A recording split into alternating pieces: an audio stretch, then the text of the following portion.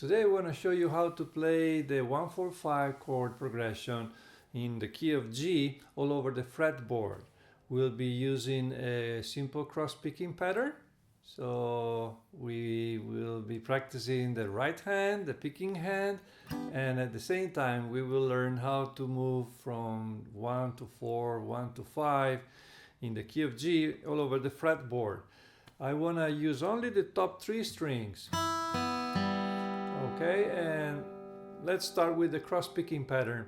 It's really simple. We play the third, the second, and the first string twice in a row, and then we finish up with the third string one more time.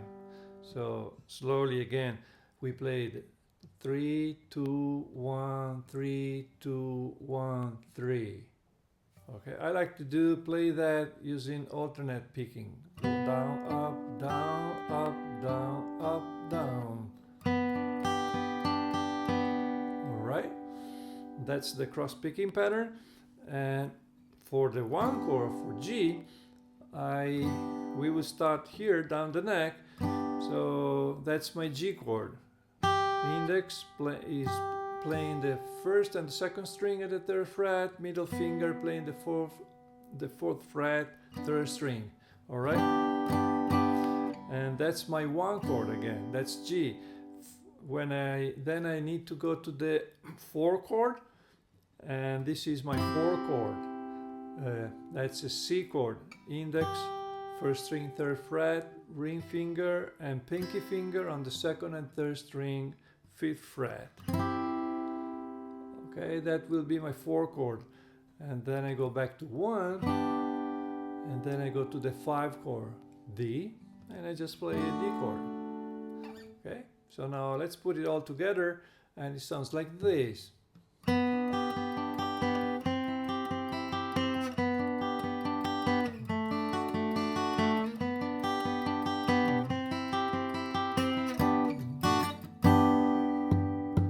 Okay. So that's down the neck. Again, we play 1 G, 4 C, 1, 5, 1, 4, 1, 5, 1. At the end, I like to play to strum instead of playing the cross-picking pattern.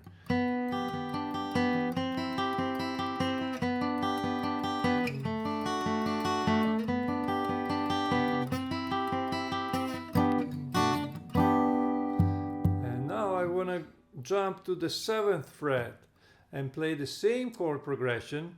In this case, G will be like this. It looks like a D chord, right? D all the way up to the 7th fret. That's my G. And C, the 4 chord, looks like this. I'm using the same fingering I used for G, but this time I go up to fret number 8, and that's my C chord. And then back to G, and now the 5 chord, I want to use this fingering. You see, we are only using 3 fingerings. This is not a new fingering, this is the same fingering we used for the 4 chord for C. This is C, C, C sharp, D. That's my 5 chord now. And so again, 1, 4, 1, 5, G, C, G, D. Cross picking.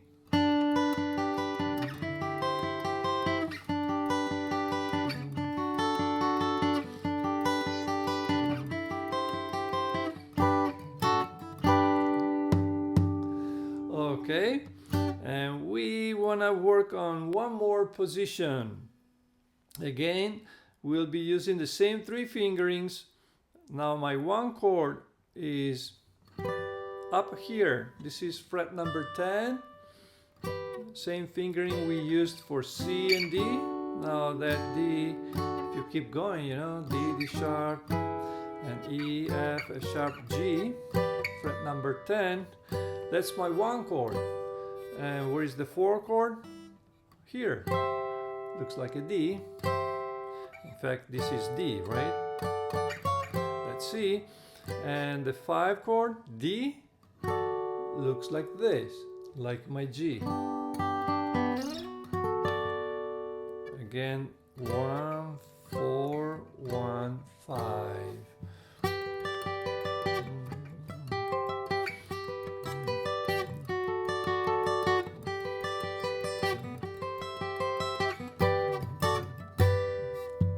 And now we need to put it all together.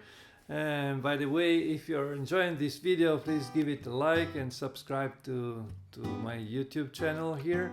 Anyway, let me go from the top. I will play all 3 positions, okay? And so fret number 3, fret number 7, fret number 10. And that will be my 1 chord. And from there I go to the 4 and the 5. 1, 2, 3, 4.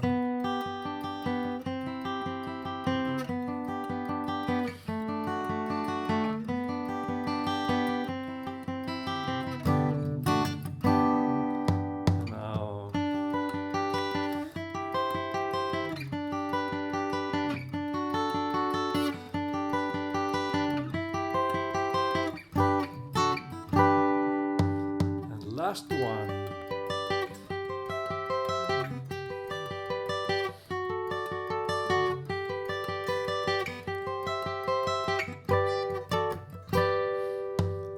And so this is the exercise. Now, if you're still watching this, I'm really happy because now I want to add something to what we did so far. First of all, you need to practice this and use the metronome, and eventually the hand, your fingers, they start going to the 4 or to the 5 chord without thinking, and that's our goal here.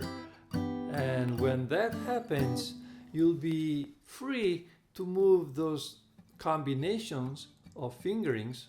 So if this is 1, this is 4, and this is 5, and you'll be able to move them without thinking of the chords.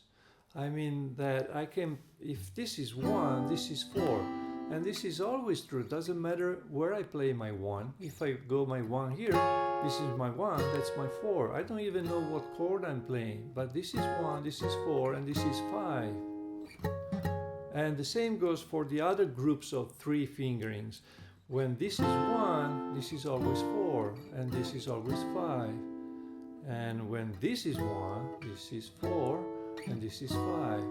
All right, so that's the big advantage of practicing this exercise. You're gonna build a muscle memory, and those fingers, they start going from one chord to the next without thinking. And because we have so many things to care when we are playing, the next step, of course, is playing melodies and improvising around those shapes. I can.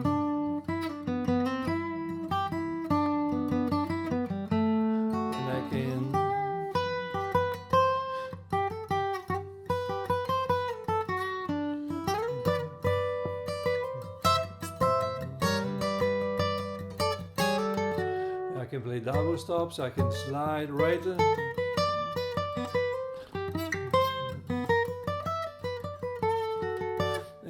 and that's the way to go when you want to improvise around those shapes. Okay, so let me know in the comments if you find this concept useful, and let me know if you've been using it already. In other words, just leave a comment, and that's good for the algorithm.